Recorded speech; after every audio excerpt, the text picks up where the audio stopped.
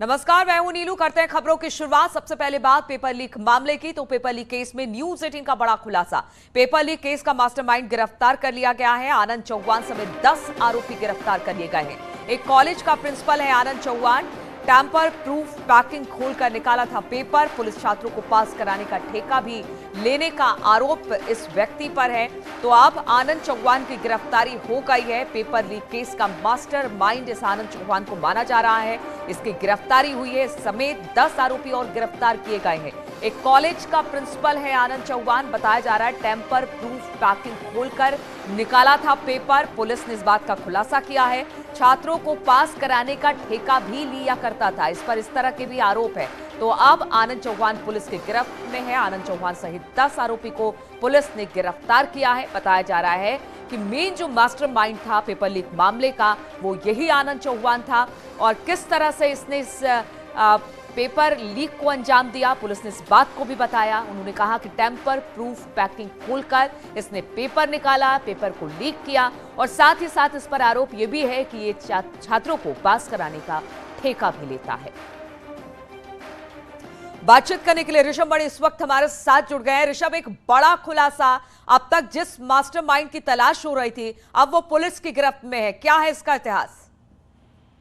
नीलू, देखिए, बलिया पुलिस ने अब तक कुल 34 आरोपियों को गिरफ्तार किया, जिसमें 10 आरोपी कल गिरफ्तार किए। उन्हीं 10 में इस पेपर लीक का मास्टरमाइंड आनंद चौहान उर्फ मुलायम शामिल है। बताया जा रहा है कि एक साजिश रच के इसने अपने कॉलेज को एग्जामिनेशन सेंटर बनवाया था और छात्रों के बीच में बलिया में यह मैसेज वायरल था कि जिसको भी पास होना है बोर्ड परीक्षा में उसका ठेका लेता था आनंद चौहान उर्फ मुलायम। इसीलिए वहां पर एडमिशन करता था, बोर्ड परीक्षाओं में छात्रों को पास कराने का ये वादा करता था और वही उसने किया जो प्लानिंग थी। जो पेपर इसके पास पहुंचे थे टेम्पर प्रूफ पैकिंग खोल के इसने पेपर निकाला है, उसको बेचा है, उसको वायरल किया है छात्रों को पास करवाने के लिए और अपनी रकम और अपनी साख इस तौर पर स्थापित करने के लिए कि वही बच्चों को पास करवा सकता है, अपने सेंटर का और नाम कर सकता है ताकि उसको ज्यादा से ज्यादा छात्र मिले। बलिया पुलिस ने इसको गिरफ्तार कर लिया है। आज किसी भी समय बलिया पुलिस इसकी प्रेस कॉन्फ्रेंस करेगी और ऑफिशियली पूरी प्रोसेस को बताएगी।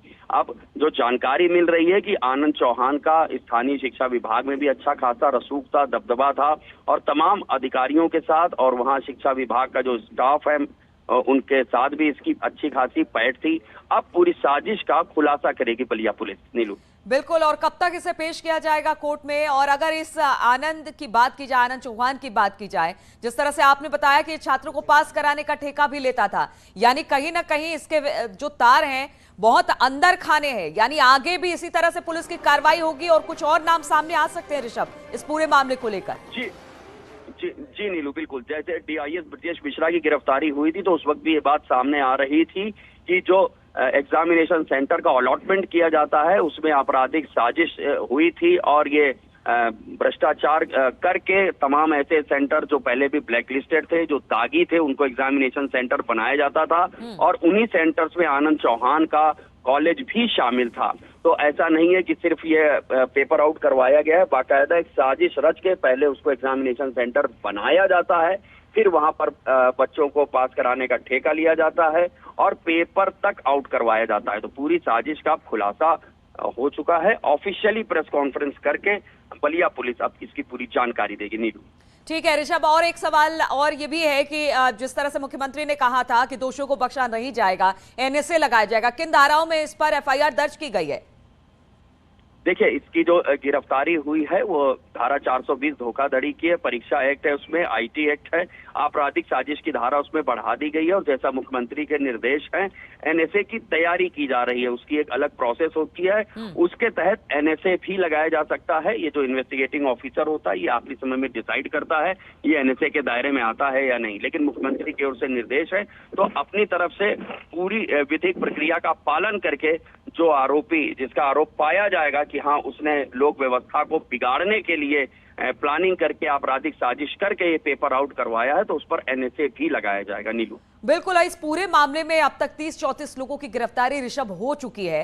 ये मामला कोई एक व्यक्ति का नहीं है, जिस तरह से लगातार अब भी छापेमारी हो रही है, अब भी गिरफ्तारी हो रही है, यानी एक तरह से पूरा का पूरा एक नेक्सस है जो इस तरह से काम करता है। जी बिल्कुल, इस बात का खुलासा हो चुका है। डीवाईएस ब्रजेश मिश्रा की गिरफ्तारी भी इसीलिए, उनका जो अभी आरोप बताया जा रहा है उनके ऊपर यही है कि एक साजिश के तहत ऐसे कॉलेज को एग्जामिनेशन सेंटर बनाया गया जो दागी थे, जो ब्लैक लिस्टेड थे। और वो कॉलेज ऐसे हैं जैसे आनंद चौहान का कॉलेज है जो बाकायदा टेम्पर प्रूफ पैकिंग को भी खोलेंगे, वहां से पेपर निकालेंगे, फिर उस पेपर को बेचेंगे। उनके अंदर कानून का कोई भय नहीं है। अब देखना यही होगा कि योगी सरकार ने जैसा कहा है कि एनएसए जैसी हम कार्रवाई करेंगे, ये एक सख्त कार्रवाई की जाए और एक साफ और स्पष्ट संदेश दिया जाए कि किसी भी स्तर पर कोई भी अगर ऐसी गड़बड़ी करेगा तो उसके खिलाफ सख्त कार्रवाई की जाएगी। नीरू, और ऋषभ, ये भी कि आनंद चौहान के साथ 10 और लोगों की गिरफ्तारी हुई है, इनकी संलिप्तता किस तरह से इस पूरे मामले में? देखिए, जो 10 लोग गिरफ्तार हैं इसमें ज्यादातर कॉलेज के प्रबंधक, कॉलेज के स्टाफ और 2 कोचिंग संचालक हैं। तो ये एक पूरा नेक्सस बलिया में काम कर रहा था जिसमें शिक्षा विभाग के लोग शामिल थे, डीआईएस तक शामिल थे, कॉलेज के प्रबंधक, प्रिंसिपल, स्टाफ और कोचिंग संचालक शामिल थे। आप ये मान के चलिए, जो अभी तक समझ में आ रहा है कि बाकायदा एक बड़ा नेक्सस काम कर रहा था कि हम बच्चों को पास करवाएंगे, पास करवाने का ठेका लिया जाता था, फिर दागी कॉलेजों को एग्जामिनेशन सेंटर बनवाया जाता था, वहां नकल भी करवाई जाती थी और जहां नकल से काम ना चल पाए वहां पर पेपर आउट भी करवाए जाते थे। बिल्कुल, तो नकल करवाया जाता था, कॉलेजों को चिन्हित किया जाता था, पूरा एक नेक्सस की तरह काम हो रहा था। और जब उससे भी मन नहीं भरा तो फिर पेपर लीक का ये मामला अब सामने आया। हालांकि अब लगातार इस मामले में खुलासे हो रहे हैं। मास्टरमाइंड आरोपी जो मुख्य है वो अब पुलिस की गिरफ्त में है, आज उसकी पेशी होनी है। अब देखना होगा इसमें और क्या कुछ निकलकर सामने आता है। ऋषभ, बहुत बहुत शुक्रिया आपका हमारे साथ जुड़ने के लिए।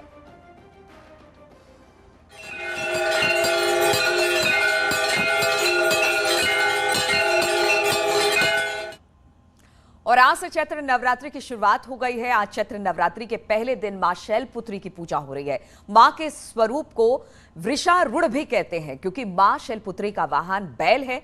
मां शैलपुत्री की विधिवत पूजा अर्चना करने से अच्छी सेहत और मान सम्मान का आशीर्वाद प्राप्त होता है। इसके अलावा कुंवारी कन्याओं की शादी में आ रही बाधाएं जो हैं वो भी खत्म हो जाती हैं।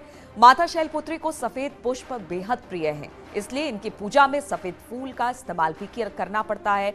और इसके अलावा इनकी पूजा में सफेद रंग की मिठाई का भी भोग लगाना चाहिए। सफेद बर्फी या दूध से बनी शुद्ध मिठाइयों का भी भोग लगा सकते हैं आप माता को। इसके अलावा माता को सफेद वस्त्र अर्पित करना भी लाभकारी होता है।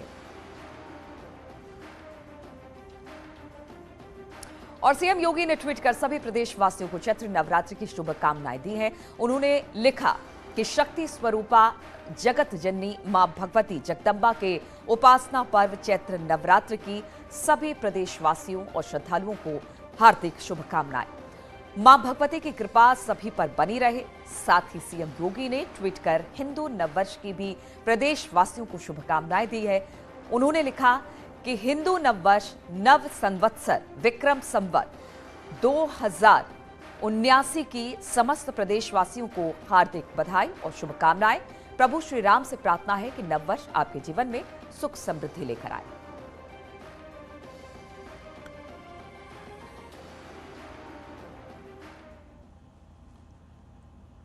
और इसी पर बातचीत करने के लिए हमारे साथ हमारे तमाम संवाददाता अलग अलग जगहों से जुड़ गए हैं। लखनऊ से संकेत है, मिर्जापुर से सुमित गर्ग इस वक्त हमारे साथ जुड़ गए हैं और अयोध्या से केबी शुक्ला है, बलरामपुर से सर्वेश, हरिद्वार से पुलकित हैं। लेकिन सबसे पहले हम केबी शुक्ला के पास अयोध्या ही चलते हैं। केबी, चूंकि कहा यह जा रहा है कि राम की धरती यानी कि अयोध्या पर खास तौर पर इस बार नवरात्र की धूम देखने को मिलेगी, वहां पर विशेष पूजा अर्चना का आयोजन किया जाएगा, क्योंकि कोविड काल में हमने देखा कि पिछले 2 सालों से जिस तरह की पूजा होती है नवरात्रि के मौके पर उस तरह से नहीं हुई। तो किस तरह का आयोजन वहां पर किया गया है और भक्त किस तरह से आज सुबह से ही पहुंच रहे हैं? देखिए, आपको हम बता दें कि हम इस समय प्रभु श्री राम की जो कुल देवी है उस मंदिर में आप ये माता देवकाली मंदिर है। माना जाता है कि प्रभु श्री राम की ये कुल देवी मंदिर है। जो महाराज रघु थे, महाराज रघु जो भगवान राम के वंशज थे, उन्होंने इस मंदिर की स्थापना की। तब से ये मदद चली आ रही है कि जब भगवान राम का जन्म हुआ तो माता कौशल्या सबसे पहले इसी मंदिर में जाकर भगवान श्री राम का कुल देवी के दर्शन करवाए थे। उसके बाद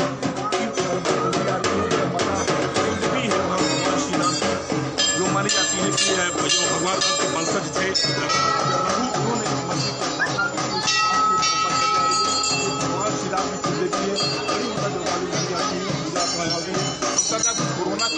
ये ऐसा जो नवरात्र आया है जहाँ खुलकर श्रद्धालु मंदिर पहुंच रहे हैं, पूजा अर्चना कर रहे हैं। कुल्ला के जो देखा जाए पूरा ये माहौल है, पूरा माहौल भक्तिमय है।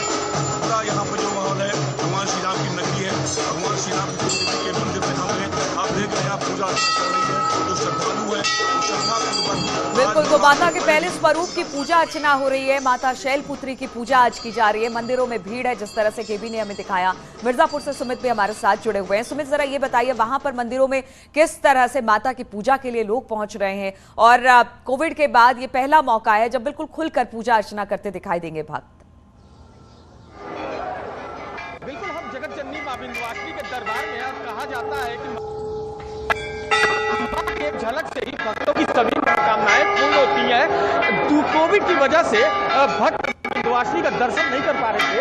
नवरात्र में आप देख सकते हैं ये 1 लाख से ज्यादा भक्त जो है मां विंध्यवासिनी के दरबार में मौजूद है। और हम एक बार कोशिश करेंगे कि मां का लाइव एक दर्शन जो हमारे भक्त बैठे हुए हैं, जो न्यूज़ 18 देख रहे हैं, वो मां का एक बार लाइव दर्शन करें, क्योंकि कहा जाता है मां के झलक से ही भक्तों की मनोकामनाएं पूर्ण होती हैं और मां भक्तों को आशीर्वाद देती है। हम एक बार कोशिश करेंगे कि न्यूज़ 18 के दर्शकों को सीधे लाइव मां विंध्यवासिनी का दर्शन कराया जा सकता।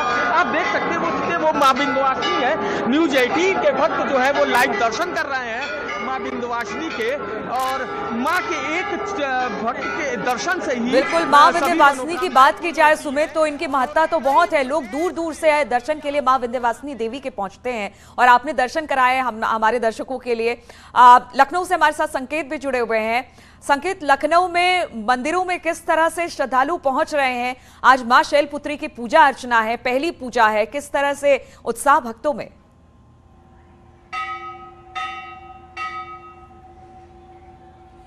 देखिए, इस समय हम चंद्रिका देवी मंदिर में हैं और यहाँ पर आप देख सकते हैं कि भक्ति से सराबोर तमाम भक्त यहाँ माँ के दर्शन के लिए आ रहे हैं।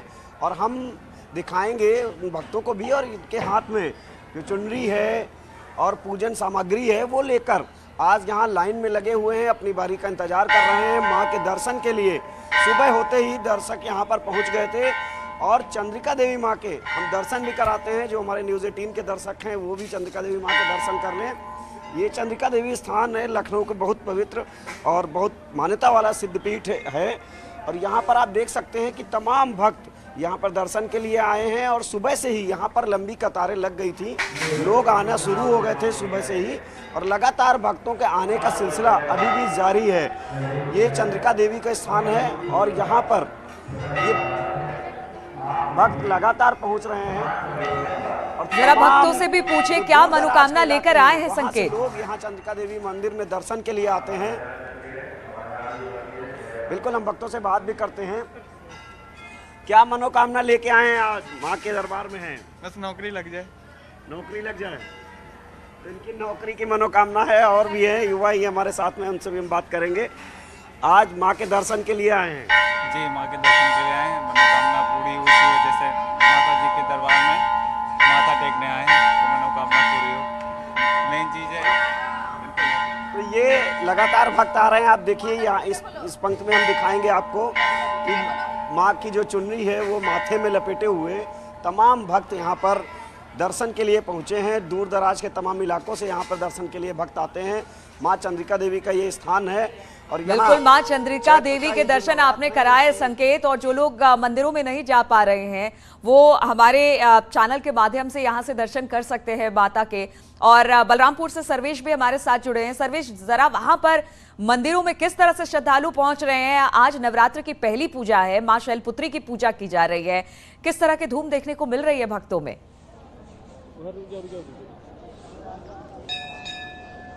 देखिए, इस समय हम शक्तिपीठ देवी पाटन मंदिर में मौजूद हैं, जो वास्तव में आस्था और श्रद्धा का बहुत बड़ा केंद्र माना जाता है, और नेपाल राष्ट्र के लोग भी यहाँ आते हैं।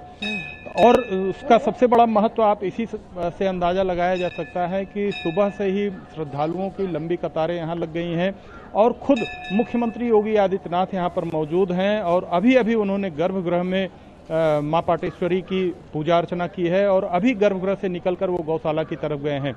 तो आपको नीलू बता दें कि यह आकर्षण और श्रद्धा का इतना बड़ा केंद्र है कि नेपाल के साथ देश के कोने कोने से लोग यहाँ पर आते हैं, अपनी मान्यताएं मानते हैं। और नवरात्र में चूंकि यह एक सिद्ध पीठ भी है, सिद्धियां प्राप्त करने के लिए लोग भी यहाँ पर आते हैं।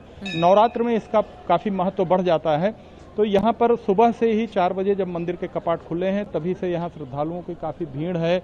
महिलाएं, पुरुष, बच्चे। और पहली बार कोविड, लगभग 2 साल तक कोविड का जो असर था उसके बाद ये लग रहा है कि इस बार पहली बार लग रहा है कि कोविड का कोई भी प्रतिबंध यहाँ नजर नहीं आ रहा है और लोग खुलकर बड़े श्रद्धा के साथ यहाँ पर मां बिल्कुल बहुत ही श्रद्धा के साथ मां से अपनी मनोकामना के लिए मंदिर पहुंच रहे हैं। और बिल्कुल सर्वेश, ये नवरात्र का मौका भी होता है कि मां के दर्शन पूजन और उनसे आशीर्वाद लेके लोग अपनी मनोकामनाएं पूरी करते हैं। पुलकित भी हरिद्वार से इस वक्त हमारे साथ जुड़ गए हैं। पुलकित, हरिद्वार में मंदिरों में किस तरह से भक्त पहुंच रहे हैं, क्योंकि आज नवरात्र है और नवरात्र के मौके पर देवी के दर्शन के साथ अपनी मनोकामनाओं के लिए लोग पहुंचते हैं मंदिरों में, तो किस तरह के उत्साह भक्तों के बीच?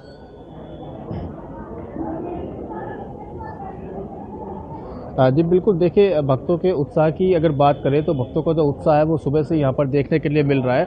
हरिद्वार सिद्ध पीठों की भूमि है, कई यहाँ पर माता के मंदिर हैं और सभी तरह के यहाँ पर बड़े प्रसिद्ध मंदिर हरिद्वार में हैं। और जितने भी यहाँ पर मंदिर हैं, चाहे वो चंडी माता का मंदिर हो, मनसा माता का मंदिर हो या वो माया देवी मंदिर हो, इस वक्त हम हरिद्वार के माया देवी मंदिर में मौजूद है। और यहाँ पर साफ तौर पर देखा जा सकता है कि जो श्रद्धालुओं का तांता है वो लगा हुआ है। सुबह 4 बजे से ही, जब से मंदिर के कपाट खुले हैं तब से श्रद्धालु यहाँ पर लगातार पहुंच रहे हैं और ये सिलसिला अभी भी जारी है। हालांकि बहुत ज़्यादा भीड़, लंबी कतार यहाँ पर फिलहाल नहीं लगी हुई है, लेकिन श्रद्धालु थोड़े थोड़े करके यहाँ पर पहुंच रहे हैं जरूर और माता के दर्शन करके वापस यहाँ से लौट रहे हैं। मंदिर की मान्यता की अगर बात करें तो ये जो मंदिर है ये 52 शक्ति पीठों में से एक है और देश भर में जो फैली हुई 7 पुरियां हैं उन 7 पुरियों में से ये मंदिर एक है।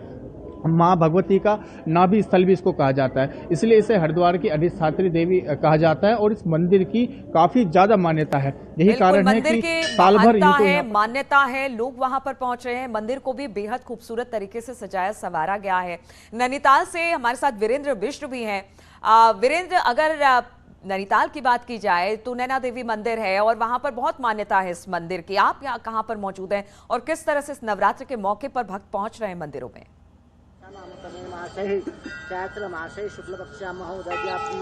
देखिए नीलू, जिस तरह से चैत्र नवरात्र का आज पहला दिन है और मैं नैना देवी मंदिर में खड़ा हूं और इस मंदिर की इतनी मान्यता है कि देश ही नहीं बल्कि विदेशों से भी यहाँ लोग आते हैं और कहते हैं कि जो भी सच्चे मन से यहाँ अरदास लगाई जाती है वो हमेशा पूरी होती है। क्योंकि एक नेपाल का भी उदाहरण यहाँ मिलता है कि एक लड़की नेत्रहीन थी और यहाँ पर आई और उसकी नेत्र ज्योति वापस लौट के आई। हालांकि वो हर साल यहाँ नवरात्र में आते हैं, लेकिन खास बात यह है कि कोविड के बाद जिस तरह से प्रतिबंध हटे हैं तो इस बार नवरात्र में खास तौर पर लोगों की यहाँ पर भीड़ भाड़ बनी हुई है और जो मंदिर प्रबंधन है उन्होंने भी खास तौर पर तैयारियां की हैं। नैना देवी का विशेष महत्व इसलिए भी है क्यों 51 शक्तिपीठ में से शुमार है और यहाँ हमेशा लोगों की जो भावनाएं हैं या जो स्थानीय लोग हैं उनकी भावनाएं यहाँ से जुड़ी हैं। पीछे की थोड़ी सी तस्वीर दिखाना चाहे तो जरा हमारे दर्शकों को दिखाए, मां नैना देवी मंदिर के पीछे की तस्वीरें जरा दिखाएं आप। मैं तस्वीर दिखाने के साथ नीलू जो यहाँ पर पंडित जी हैं उनसे बातचीत भी करना चाहूंगा क्योंकि आज जो हिंदू नववर्ष है उसकी भी शुरुआत हो रही है। हालांकि किस तरह से ये नया साल हिंदुओं के लिए रहने वाला है, किस तरह से किसका प्रकोप है, कौन राजा है, कौन मंत्री है, ये सारी चीजों पर बातचीत करेंगे। पंडित जी, किस तरह का इस बार नव संवत्सर है और क्या है इस बार? 2069 संवत के संवत का करोब खान, किसी ग्रह ने चुना वर्षपति कौन आत्मा प्रधान। भवानी कहते हैं शनिदेव ईश्वर वर्षपति हैं, गुरु आत्मा प्रधान। दोनों के प्रभाव से निकले भले बुरे सम्मान।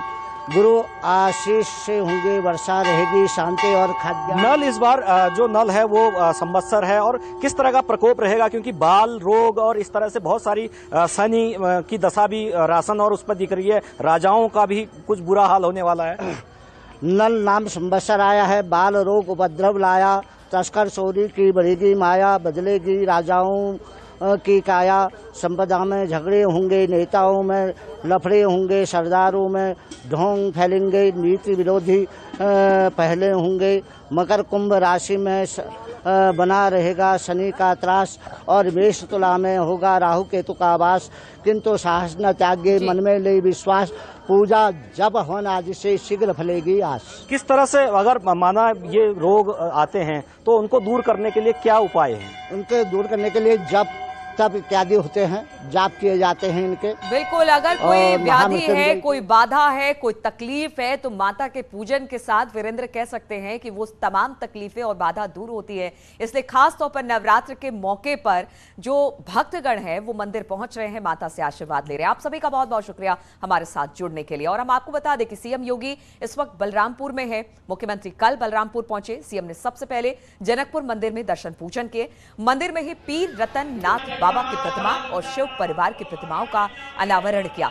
मुख्यमंत्री आज सुबह बलरामपुर के देवी पाटन मंदिर में नवरात्रि के पहले दिन पूजा करेंगे और इसके बाद सिद्धार्थ नगर जाएंगे। वो इस वक्त देवी पाटन मंदिर में मौजूद हैं और वहां पर पूजा अर्चना इस वक्त मुख्यमंत्री का चल रहा है।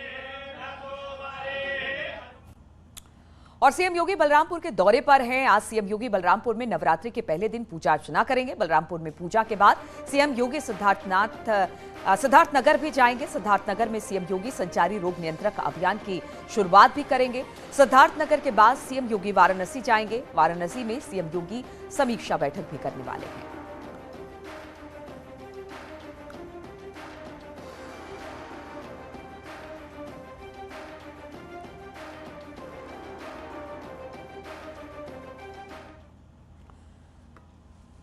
तो इन्हीं तमाम खबरों के साथ इस बुलेटिन में फिलहाल इतना ही। रुकेंगे छोटे से ब्रेक के लिए, लेकिन ब्रेक के बाद भी लगातार खबरों का सिलसिला जारी है।